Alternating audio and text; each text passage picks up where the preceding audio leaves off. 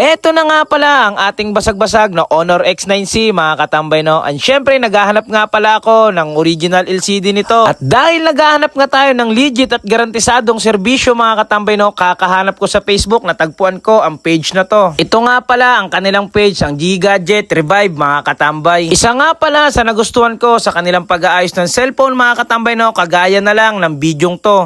Akala ng may-ari, sira na talaga tong Z Flip 4. No display, hindi na nag-on for almost 1 year. Pero habang nag-i-scroll daw siya sa TikTok, napanood niya yung previous vlog namin na patungkol sa Z Flip 4 na nawawala ng display kapag tinitiklop. Doon namin ipinaliwanag na ang pinaka-common reason ng ganitong behavior ay yung main flex cable. At sakto, ganun din pala ang case ng phone niya. Dati pa niya itong pina-check at sabi sa kanya, aabot daw ng halos 20,000 pesos ang repair. Pero dahil napanood niya yung vlog namin, naisip niyang dalhin dito sa shop at ayun, same case nga. Main flex lang ang sira. Kaya pinalitan lang namin yung main flex cable. At mas mura ang naging repair cost, hindi na kailangan palitan ng buong display module. After ng repair, gumagana na ulit ng maayos yung unit niya. Sobrang layo sa inaasahan niyang gastos dati. At higit sa lahat, buhay ulit yung phone na halos 1 taon niyang itinabi. Ang saya lang namin kasi isang simpleng video lang na ginawa namin dati ay naging daan na para maibalik sa kanya yung phone niya na akala niya wala na. Oh, 'di ba mga katambay na mapapamura ka na at hindi ka na magagasusan pa ng gusto. Kaya pagkatapos mo mapanood ng video, agad na nga pala akong pumunta sa bayan o sa JRS mga katambay no para ipadala ang unit nating sira-sira.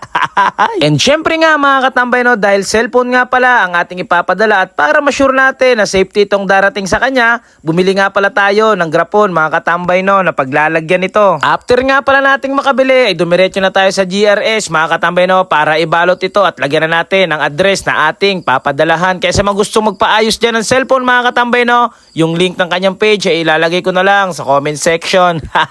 Nga pala mga katambay no, dahil walang LBC dito sa amin kaya sa GRS ko na lang pinadala. Kaya medyo matatagalan pa bago ito makarating sa kanila. Pero mga katambay no, walang problema kahit matatagalan pa. Ang mahalaga, worth it naman ang iyong pag-aantay. Nga pala mga katambay no, pipili nga pala tayo ng solid followers natin na mapagbibigyan natin ng Honor X9C na ito. Oh, siya, tara at atin ang panoorin ang kanilang proseso sa pag-aayos ng ating cellphone mga katambay.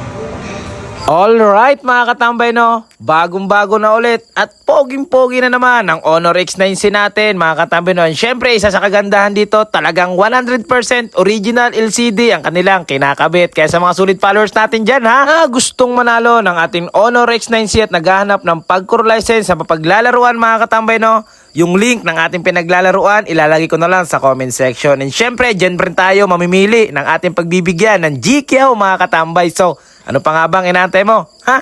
Yung link nasa comment section. That's it. What?